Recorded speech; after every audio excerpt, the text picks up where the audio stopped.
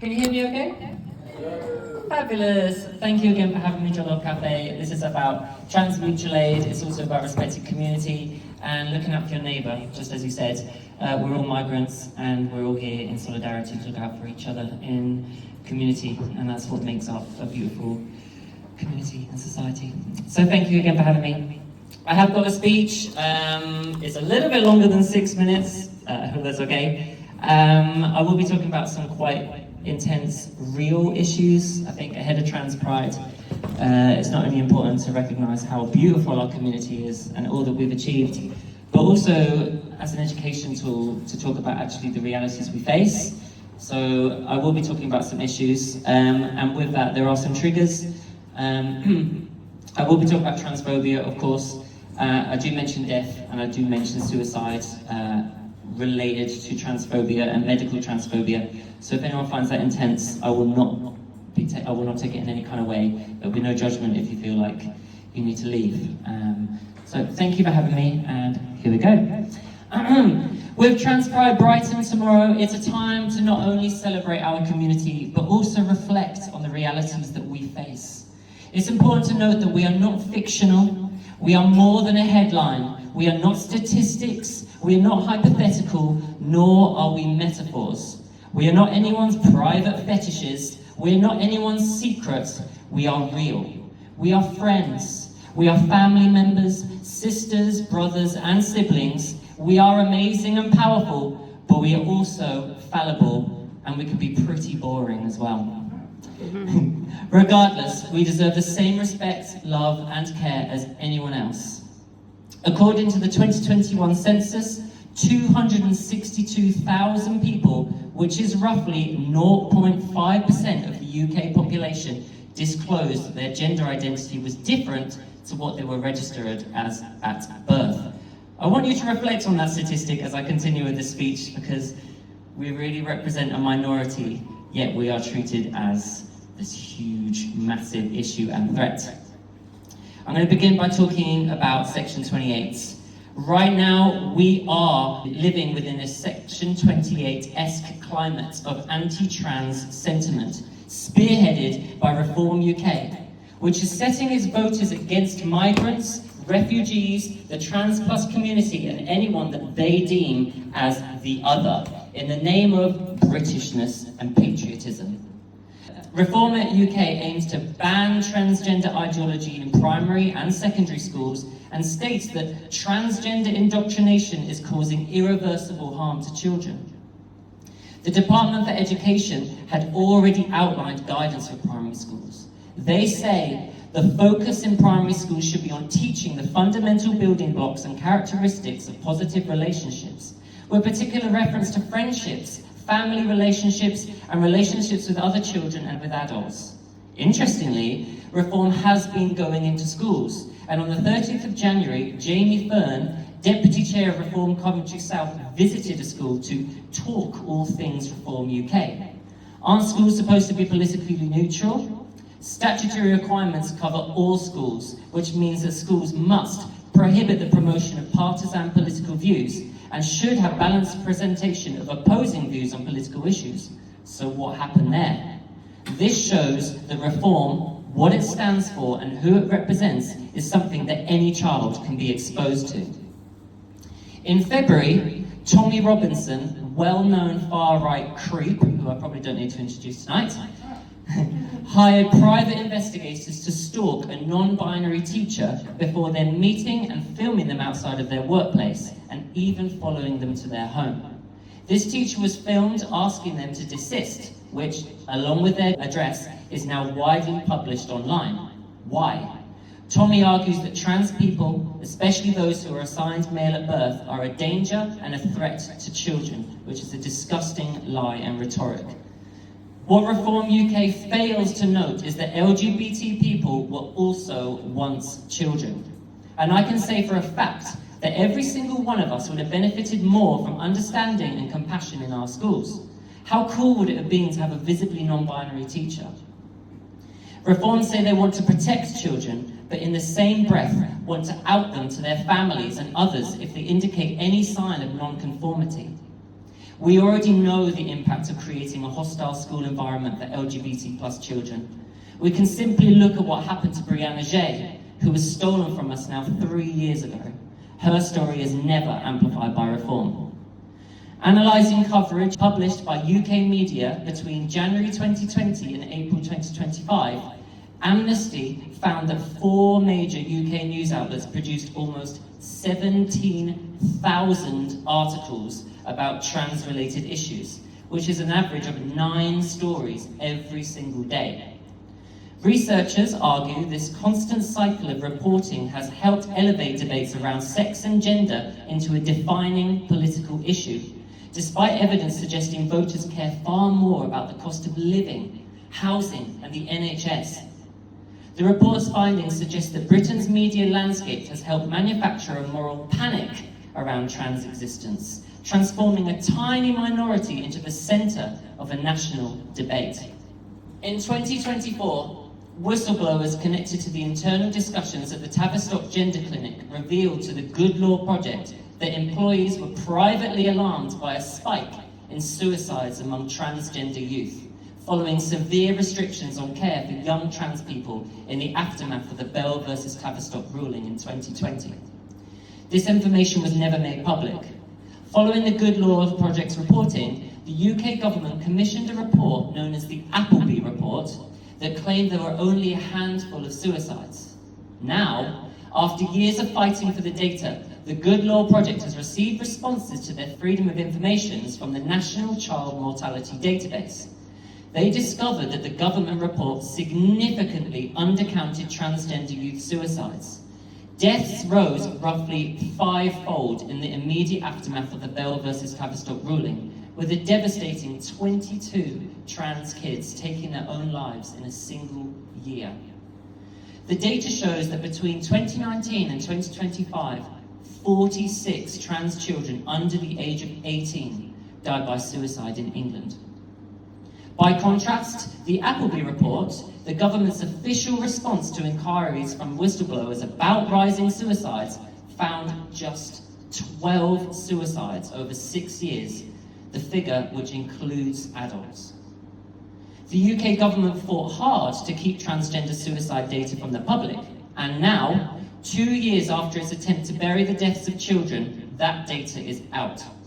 Trans youth are at least 14 times more likely to die by suicide than their non-trans peers. This is caused by a lack of resources, representation, and negative framing in the media. What is now known is the grave impact that anti-trans restrictions have had on the youth of England. It is a lot to go through the new EHRC guidance, so for now I'm not going to, but it is still very binary coded. The language still circulates around women's spaces, and it still frames trans women or people who are assigned male at birth as predators and a threat to women. This must change. It's one thing to keep trans people out of single-sex toilets, but when it comes to hospitals and care, the situation becomes a matter of life and death. Which brings me to talking about my beautiful friend. My beautiful friend Joelle, also known as Tristessa, was stolen from us in October 2023. The NHS certainly had a lack of resources, but what tipped the balance between survival and her loss was transphobia. On October the 2nd, 2023, Steve Barclay, the Health Secretary, announced at the Tory conference that there would be an intention to not treat trans women in women's wards or male wards. Instead, they had to be given a private, single-occupancy room. On October the 3rd, the very next day, Tristessa went into the hospital following a diagnosis of blood cancer, which, for the record, is very easily treatable with a 91% recovery rate if treated as a medical emergency. Her mum Jane saw that there were plenty of empty beds in both the male and female wards, but there were no beds available in the private rooms. The hospital chose to act on the recent announcement by Steve Barclay, preventing Tristessa from accessing any single-sex wards. Instead, she would have to access a private single room. Tristessa was forced to wait 16 days. She was waiting for a single room because she was trans. Tristessa pleaded with the doctors. She didn't care whether she went into a male ward, a female ward, or even the corridor. She just wanted treatment. Tristessa's mum desperately advocated for her, but she was denied care. This wasn't policy, it wasn't a directive, it was something that the hospital chose to interpret. Tristessa received a lack of solidarity, a lack of empathy. Tristessa was othered. She was even misgendered in her doctor's notes. The loss of Tris is a direct result of the anti-trans climate that we live in, to the extent that doctors wouldn't even act on their Hippocratic oath to preserve life because of proposed legislation. Jane is working tirelessly to take on the EHRC. She has not been able to acquire legal aid, and she will need funding to make seeking justice for her daughter possible. We are still working on a fundraiser. If you are able to help by either sharing or donating, please come speak to me and I will take your email address. The trans debate is a classist issue. Wealthy creeps like J.K. Rowling are proving that if you have enough money, you can bankroll legislation. Amnesty recently published a list of organisations that they believed were part of the anti-rights movement in the UK, and it included J.K. Rowling's Sexual Violence Support Centre because it excluded trans people. Lawyers acting on behalf of the centre accused Amnesty of defaming the organisation and have threatened legal action unless Amnesty apologises, permanently withdraws the report and commissions an external review into why it was published. J.K. Rowling invited other organisations who are considering legal action after they were included on the list, which she describes as a blacklist, to apply for the J.K. Rowling's Women's Fund to help with legal costs. Amnesty can't defend their position because of the financial loss they could face. This is the same for any trans person who stands up against this movement. Lawyers wouldn't take up the case to seek justice for Tristessa because in the eyes of the law, she wasn't worth it. Tristessa didn't have a well-paid job or lots of savings. She wasn't bankrolled by a wealthy patron, so lawyers interpreted her as not being worth fighting for. Despite her case being one of medical negligence, discrimination and dehumanisation, Tristessa is a beautiful angel and worth so much more than that. It has already been so hard for queer, trans and gender non-conforming people. The trans community is the only community that requires stats and statistics to advocate for our humanity. Let that sink in. Everything I have shared with you today is just the start, just a scratch on the surface, and it opens up endless conversation and debate and scrutiny when really we are the fringes of society and we are just wanting to get on with our lives, with our day. We want to be in peace. I don't know a single trans person who hasn't experienced some form of violence, be it verbal abuse, bullying or harassment, even physical abuse. Some of my friends and trans siblings have been hospitalised and even lost their lives due to hate crimes inflicted upon them. I too have also been physically assaulted on the streets of Brighton, which is my hometown. We already don't feel safe to be visible, to show ourselves and connect with wider society. Many of us find it hard to even leave our homes. We're rarely even using public toilets because we feel unsafe. We don't feel safe in women's toilets because we risk being scrutinised or harassed. We don't feel safe in men's toilets because we risk being predated or facing violence. Not to mention the fact that men's toilets are disgusting. So I'm just going to put that there. I work with children. I'm proud to say that I'm a respected role model for them. I teach them rules about respect, kindness and acceptance. They connect with me as a person, not an idea. I teach 150 children a week. The children are from many different backgrounds, both affluent and impoverished, and I can tell you that they are all desperate to express themselves, to connect with something that inspires them and makes them feel that who or whatever they are is okay. They connect with stories of empowerment, and they connect with stories of friendship. Is there a bigger and brighter story of connection and empowerment and community than the queer community? We refer to our community as dolls, sisters, and angels.